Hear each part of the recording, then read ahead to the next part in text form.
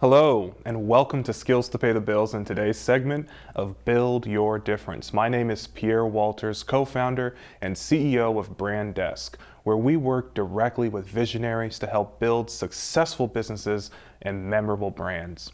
You know, part of building a successful business is learning how to handle conflict that may arise with your customer.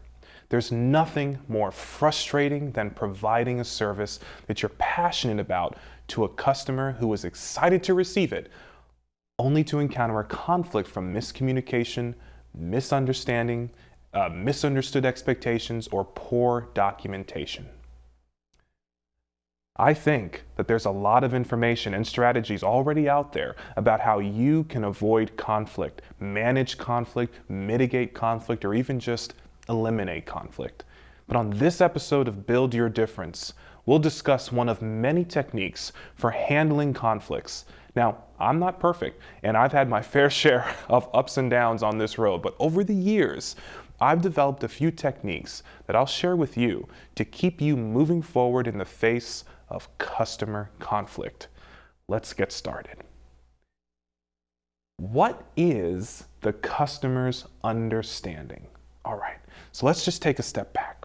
I want you to think about a scenario where you've been working with a customer, you've gone through the many steps of a particular project, and suddenly what appears to be out of the blue, there is a conflict. The customer is suddenly upset.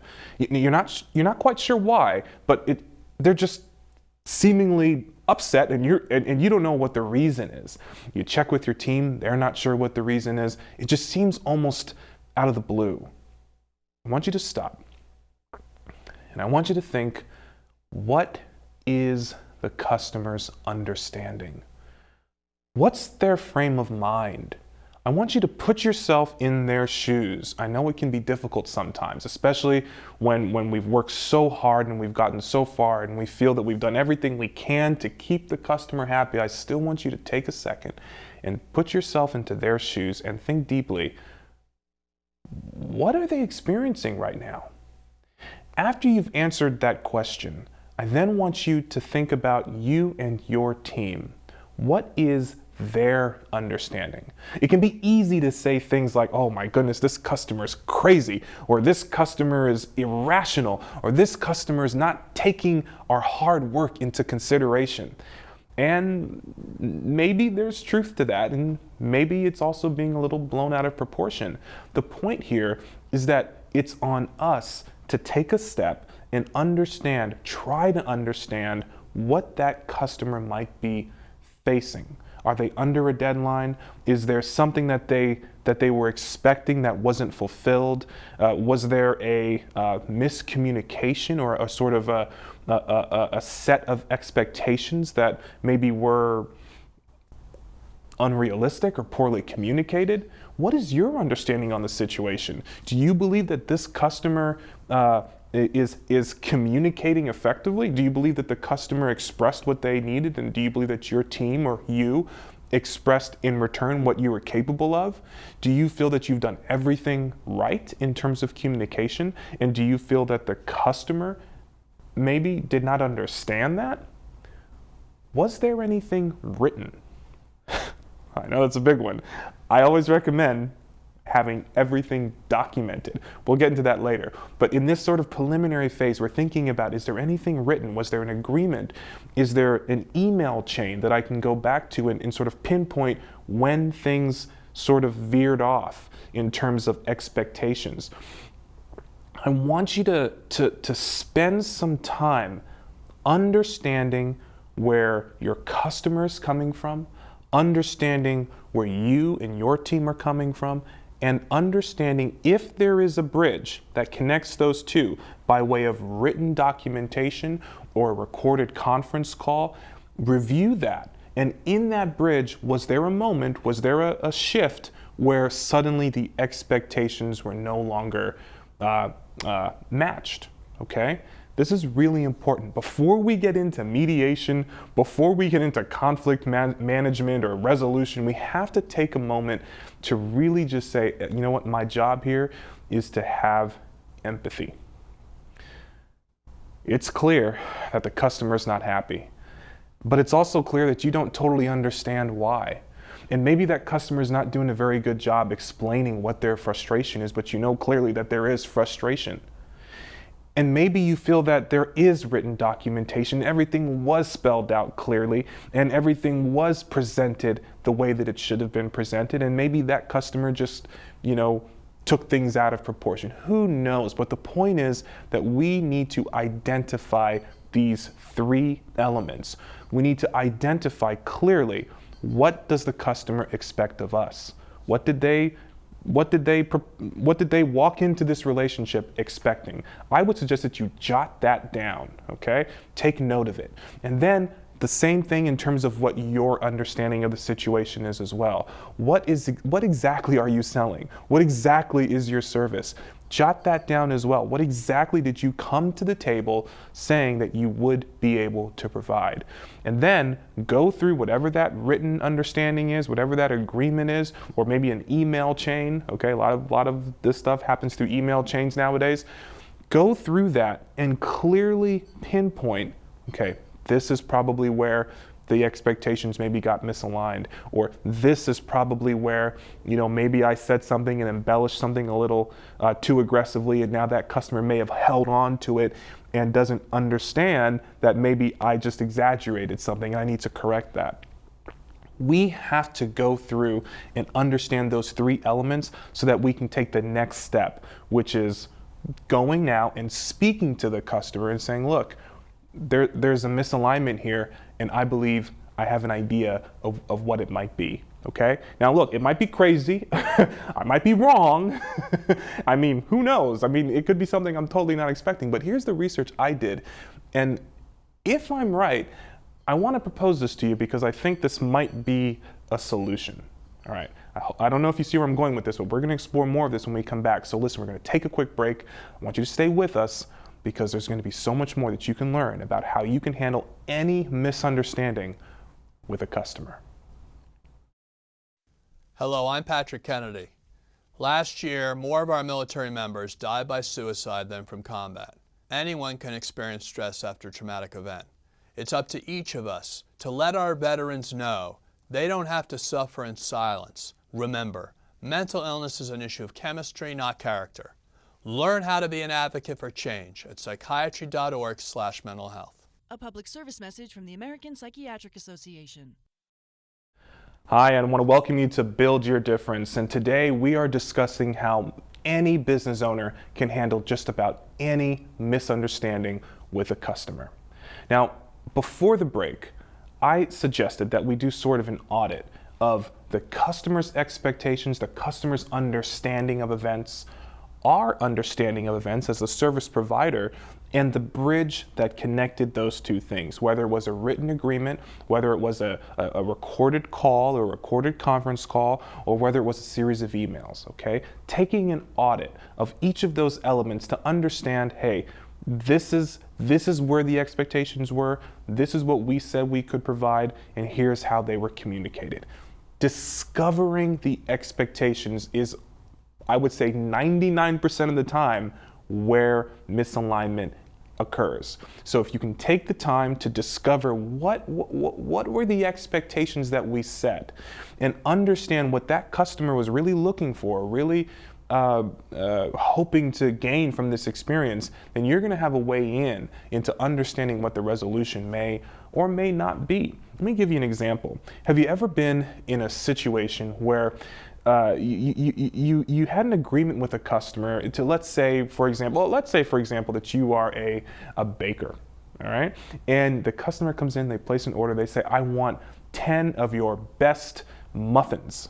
Okay, and you say, all right, I'm going to give you 10 of my best muffins. And they say, well, I want the cinnamon raisin muffins. And you say, okay, I'm going to get you 10 cinnamon raisin muffins. So that's the expectation, and you've confirmed this expectation now. And the agreement is the rendering of the cash, right? The payment. That's the agreement. Okay.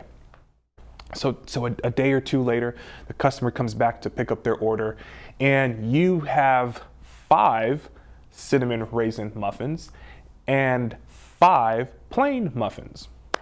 Well, I don't know why you would have done that, because clearly the expectation was 10 cinnamon raisin muffins, but for some reason you provided 5 cinnamon raisin muffins and 5 regular muffins. Okay, so the customer has an expectation and you did not meet that expectation. Now, what happened there? Okay, well, did you write it down wrong? Maybe when you were taking that customer's order, was there a misunderstanding in what you were ingesting mentally versus what you wrote down? Was there is there a situation where there's just not enough ingredients to make the cinnamon and raisin muffins that the customer has expected, that you said that you could fulfill on? Now, is there a situation where maybe too many other people have come in and ordered a similar thing and you just got the orders mixed up and it was an honest mistake and you're going to make it right? The point is that you really want to understand that what that customer expected and what you expected, and where did that kind of go wrong? And when that customer comes back and they're clearly disappointed, this is an opportunity for you to step up and say to that customer, hey, you know, I know that what you ordered was 10 cinnamon and raisin muffins. Believe it or not, this is going to sound crazy, but I wrote down 10 cinnamon raisin muffins. I wrote it down exactly as you said it. And you're not going to believe this, but when you walked out of the store and I started doing my cooking for your order, I got the orders mixed up. I had so many different orders on my countertop, and one of them said 10 cinnamon raisin muffins, and the other one said this other thing, and the other one said plain, and I grabbed the one that I thought was yours, and unfortunately, I made a mistake. And I'm sorry. And now I want to make it up to you. Okay? So I understand that I've dropped the ball on this. I'm going to give you 5 additional cinnamon and raisin muffins, but unfortunately I can't have it for you today, but I'm going to have them for you tomorrow. Will you accept that? And then allow the customer to make a decision. Allow them to say, you know what, yeah, I'll accept that. Or, you know what, no, I won't accept that. I want my money back. Or whatever it is, okay? But the point here is that you have given voice to their original expectations. You've also given voice to what your understanding of their original expectations were. And then you gave voice to where the misalignment happened. And you clearly took ownership of that misalignment. And you know what? When you can show that you're willing to take that kind of ownership, what I have found is that people, they can be understanding and they're willing to work with you to get to a resolution. And what you might be surprised about is that same customer might now have bought something else from you that you didn't even realize you were selling. And that is a sense of trust. Sure, a little bit of trust may have been damaged, but because you stepped up and because you identified the issue and you were honest and you were willing to repair that issue and you were willing to do what you can to make up for where things went wrong, you've now just essentially sold that customer an extra portion of trust. That's incredible, because now they trust you twice as much as they did initially. Which means you're probably going to be expecting some more orders from them, assuming you come through on the 5 extra muffins that you said you're going to have on the next day. Okay, so look, we're going to take a quick break, but I want you to stay with us because I got a little bit more to say about how you can handle conflict with any customer. Stay with us. Hi, I'm Josh Temple. You might have seen me on TV where I help folks turn their houses into dream homes. But forget construction. Parenting is the toughest job there is. So when you need help or advice, turn to the parenting experts at Boys Town. And welcome back to Build Your Difference. Today, we are discussing how any business owner can handle just about any misunderstanding with a customer.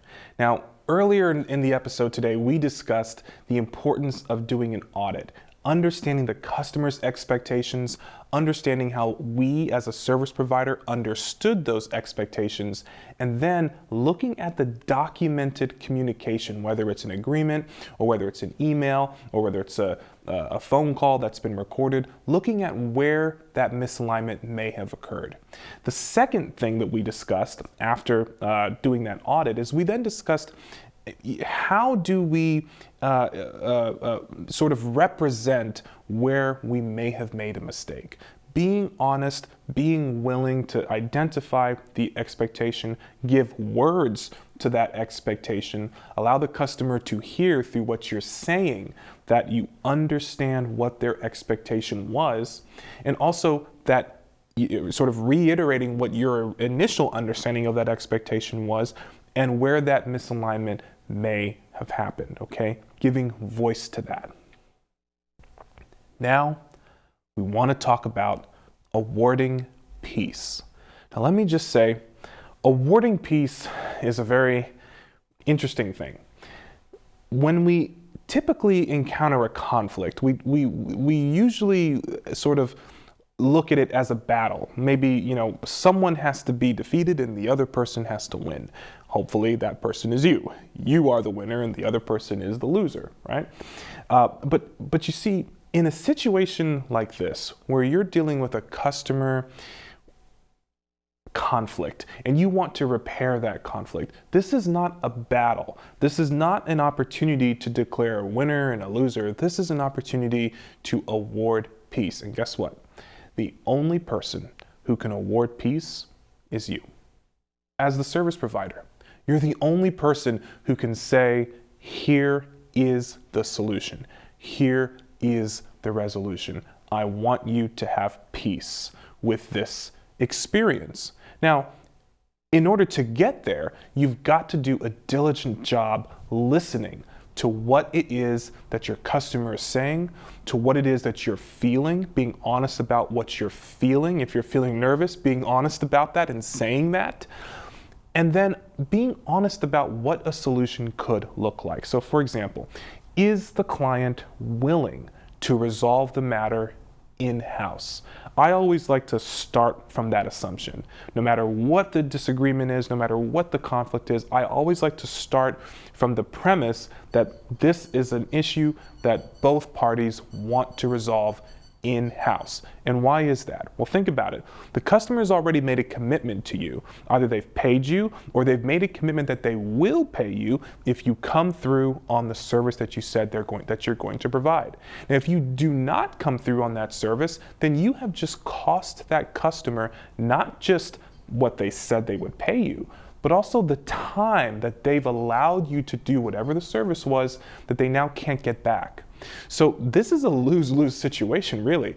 If that customer has to go to a different provider, guess what? Maybe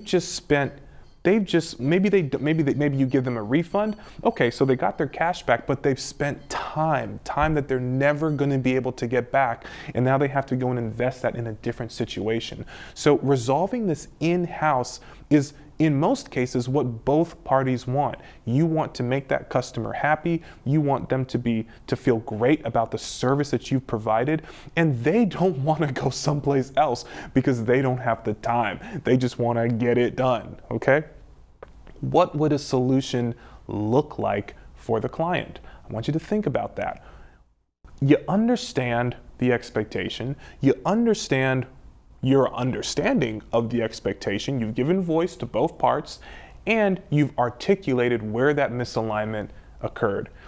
What would be a solution that the client would like to see? Well, guess what? You can't guess that. You have to ask. You have to ask the customer, listen, I understand where you're coming from, and this was my original understanding, and I can see that maybe on our end we had a misalignment. What would be a solution that would make you happy? What would be a solution that would make you feel that your time was not wasted and that we can move forward? And that customer, they may have a very clear idea, or maybe they don't. And if they don't, this is an opportunity for you to engage with them and explore options, explore solutions. And I always say that when you have that opportunity to explore solutions with your customer, you are actually in a better place than you were at the beginning of the relationship. And now, and the reason is because now you're joining together. You're back in that sort of collaborative state. And now from that collaborative state, you can instill more trust, you can earn more trust, which I don't know if you know this, but trust equals business, which means that you get more business. So this is actually a good thing if you can successfully bring this through to a resolution, to a conclusion. Can you award peace and provide the solution? Let's say that after discovery with the customer and after clear understanding of what that customer feels they would really want in order to feel good about moving forward, do you feel that you can provide that solution? Do you feel good about providing that solution? Do you feel good about the opportunity to award peace? I always say that the most important thing in this part of the resolution process is looking for the opportunity to award peace. I don't know that you're ever going to feel totally good about it, okay? Because it's something that you've got to give. But if you can do it, if you can find that nugget and say, you know what, I'm willing to award peace. I'm going to award peace in the form of a refund, or I'm going to award peace in the form of extra credit or extra muffins in the case of muffins, since we were talking about that earlier, okay?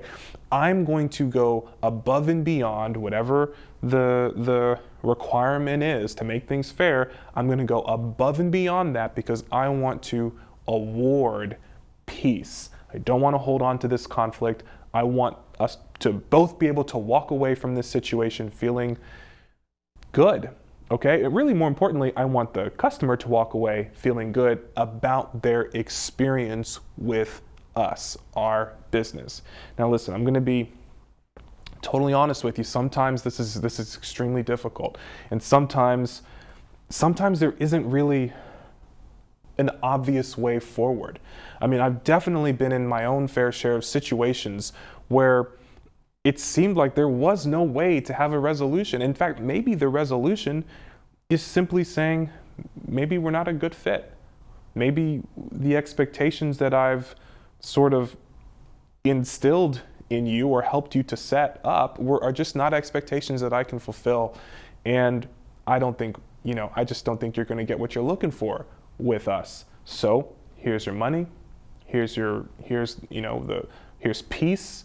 Please move forward and let me point you in a direction to someone who I think is going to be able to help you and help you at a level that is going to meet the expectations that you're looking for. I mean, I've been in situations where I've had to say that. It hurts, but it's better in the long run. And you know what? What's always surprised me is that when I've sort of, I hate to use this analogy, but when I've kind of put my tail between my legs, okay, and said, you know what, I'm going to award peace even if it's at considerable expense to me, okay? I've always been surprised how that simple act of kindness has come back later to sort of pay dividends back to me in a way that I would not have expected. And I want you to think about that. You may not know exactly how things are going to work for you, but the more that you can send happy people out into the world in terms of their experiences with your business, the more advocates you have. And that, while you might not have been a good fit for that particular customer, that customer now understands who you actually may be a good fit for and might send some referrals your way because you were able to close the deal in a manner that awarded peace. I know it's difficult. But this is something we all have to deal with. And there's absolutely no reason why you can't do it. So do it. Award peace whenever you're given the opportunity. I want you to think about your business as every step of your business as an opportunity to build relationships. Those relationships are valuable. Thank you for watching Skills to Pay the Bills in today's segment of Build Your Difference. You know, building a business is challenging work, but it doesn't need to be difficult. If you've been in business long enough, chances are that you've had your fair share of customer disagreements, just like all of us. And if you're just starting out, I can imagine that this can be a fear that gives you a fair amount of anxiety. But the truth is, handling disagreements is more than just figuring out who's right. It really comes down to how you wish to award peace. In every customer disagreement, there lies the power of the business owner to award peace. And that always gives you leverage to leave the deal and award peace, or to keep the deal. Make a concession and award peace. Your customer cannot award peace, but you can. And if a customer attempts to make things personal and you begin to feel disrespected to the point of anger, then awarding peace simply means it's time to walk away. Pia Silva wrote for Forbes.com, "Sometimes a difficult client might try to make things personal. But if someone attempts to criticize you personally, you know it's time to cut your losses. Don't waste your time on people who won't live up to elevated standards of professionalism." And as you build your difference in the marketplace, remember that being kind is not the same as being nice. You can offer kindness by awarding peace without finishing last.